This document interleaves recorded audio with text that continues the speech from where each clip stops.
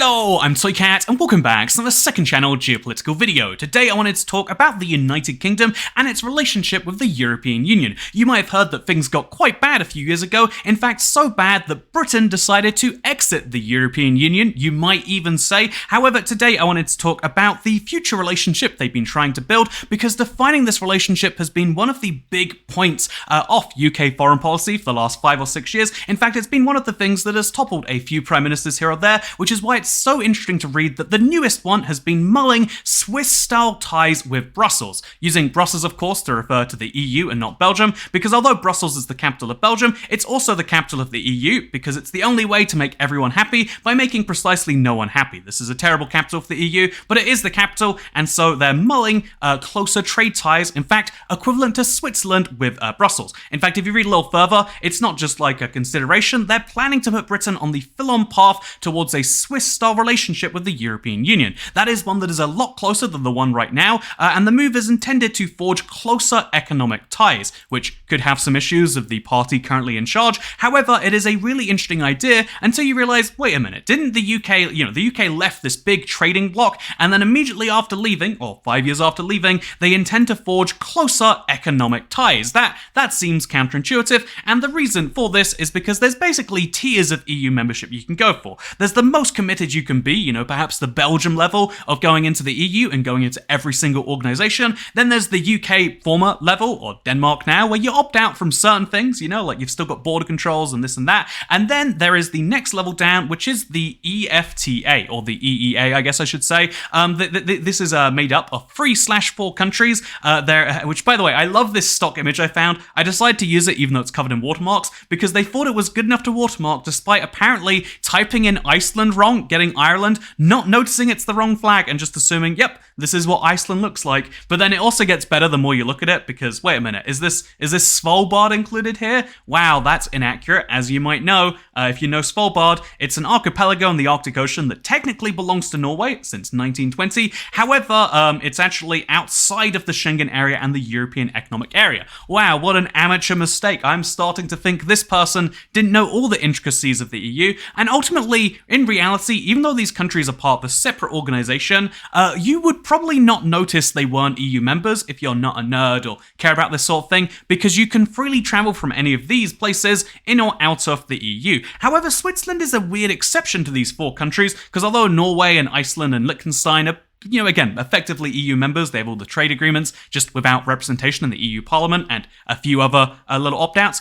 In reality, although that's true for these 3, Switzerland has a weird kind of separation, which makes it not part of the European Economic Area. As you can see, this is the EEA, Iceland's there, Norway's there, the whole of the EU is there, and Switzerland, interestingly, isn't. Alongside, by the way, 4 other EU or European microstates, which is a really fun question to dive into another time, but you'll notice how Switzerland is not a part of it, because Switzerland is not part of the European Economic Area. Instead, they have a specific Swiss-EU deal. This specific Swiss-EU deal, we can dive into it, but basically, it just relies on a ton of agreements. They signed a free trade deal in 1972, but to have a free trade deal with the EU, unlike a lot of other countries, it requires you to fully integrate into their markets. So there are all sorts of, all sorts of agreements that need to be agreed on. So you gotta have this and that, and it makes sense on some level that okay, we need free movements of people, we need science to be agreed on, and road traffic, air traffic. It all needs to follow the same regulations so we can have the best trade humanly possible. But it means that there is a really complex agreement, which basically everyone from the EU, I think it might even say down here somewhere,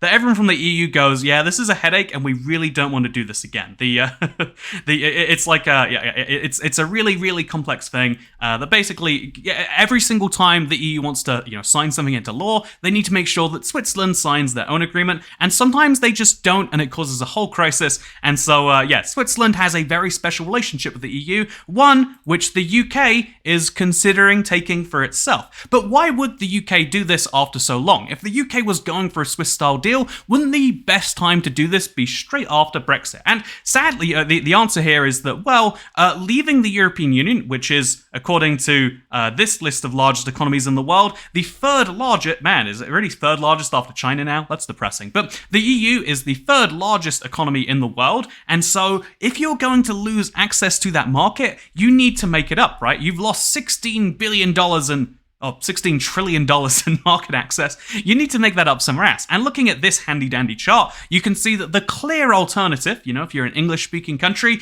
would be to get some amount of trade with a country worth $25 trillion. Obviously, it's not going to work out like it's double as good because it's further away and, there's other differences in the market, but you want to try and get an equivalent amount of, power from that. So the UK sets off and they're like, we're going to sign deals with countries around the world. It works quite well for, countries that are well aligned, like Australia, New Zealand, and Japan, and Singapore. They all sign trade deals with the UK, and we're all good and ready to go. However, to get the big boys on board, the clear answer is the United States. So the UK sets off to sign a deal with the United States, and, so when was the Brexit vote again? That was 2016. Who would have been president at the high? I can't tell you who it is, but I want to say that they were involved in some trade wars. I want to say their favorite thing was saying, we want more money from you, and we want nothing in exchange besides vague threats that we use our military to protect you. And so, okay, well, or arguably, if you're American, you'd say, well, actually, we just asked Europe to pay their fair share, But either way you want to put it, a certain president, as much as he might like Europe, he doesn't like making trade concessions,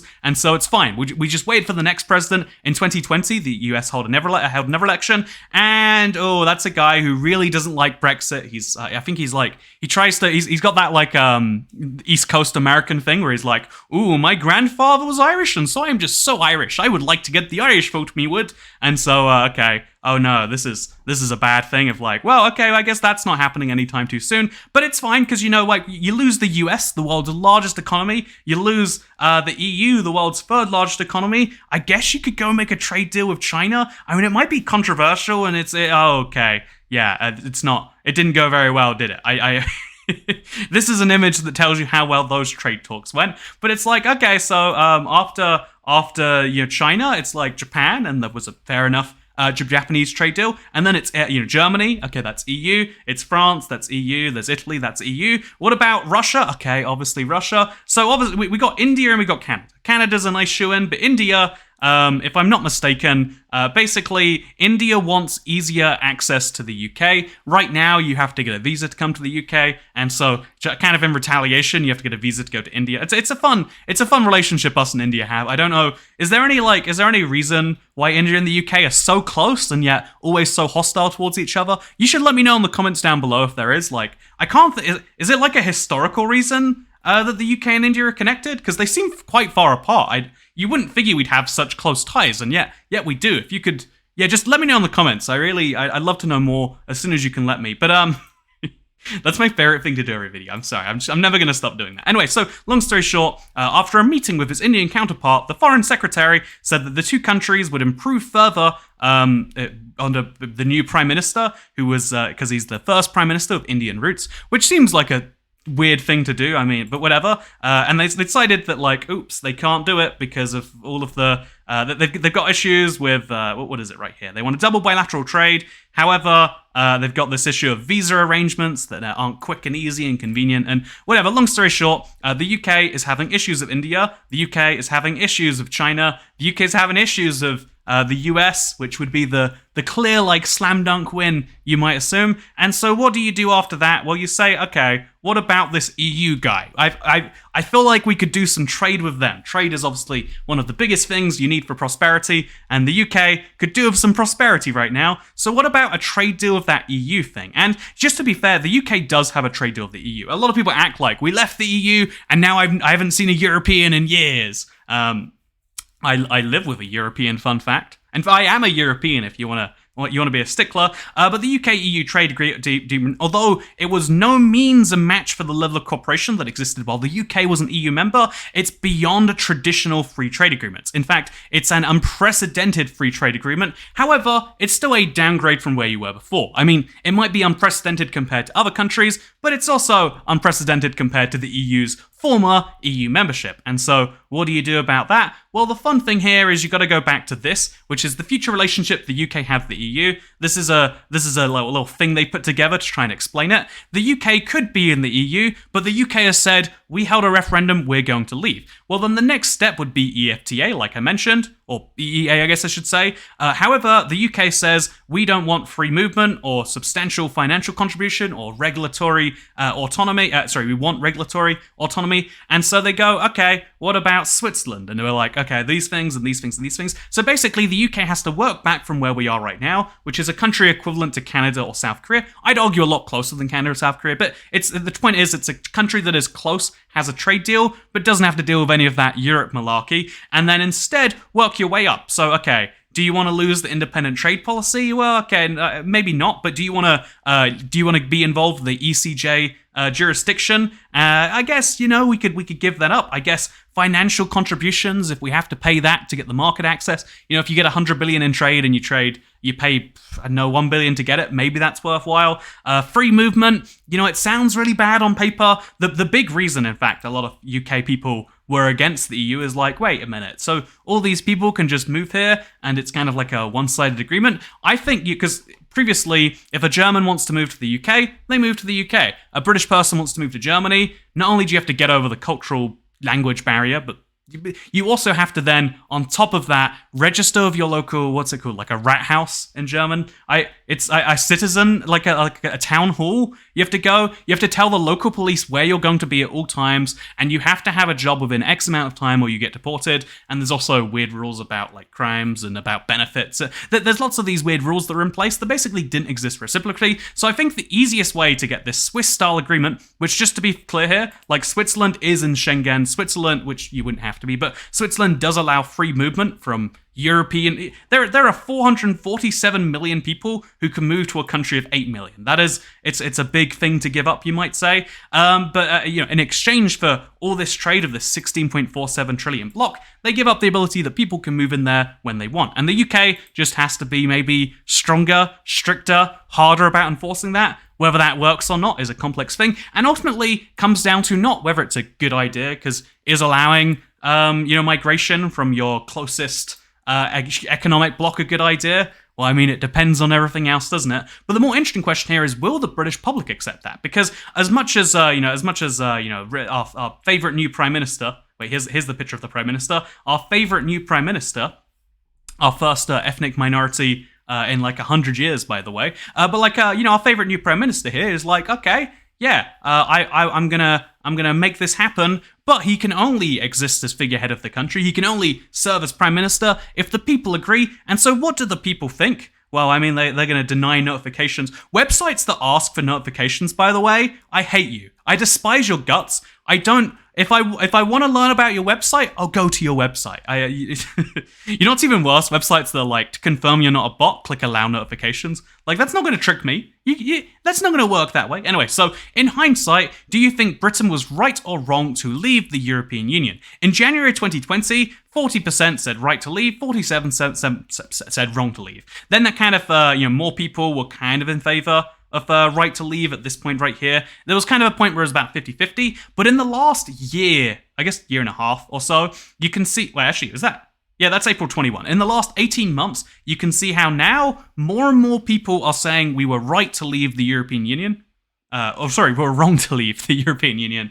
If we were right to leave the European Union, that'd be more complex. But more and more people are saying we're wrong to leave the European Union, and more people are saying, well, if the referendum was held today, maybe I'd change my mind. Demographics mean that's kind of inevitable. And so, really, if you think about it, you have two choices. One is to do a much better job with this Brexit that doesn't involve the EU. So, do make this work better. Don't take it off the table. Put it on the table. Don't be sad. Be happy. Go to China. And, I'm just saying that you could do all these things slightly better, or you could take that very big block which is next door, and you could get yourself a Swiss-style relationship. Will that happen? Well, as much as I'm saying this is about the UK, in reality, the EU is probably going to go, please no, please no, please no. And so there's a lot of negotiation to make that actually work. Will that negotiation then reverse this graph? That's the fun thing that we get to see. So that is the geopolitics of whether the UK is going to seek a closer relationship with the EU.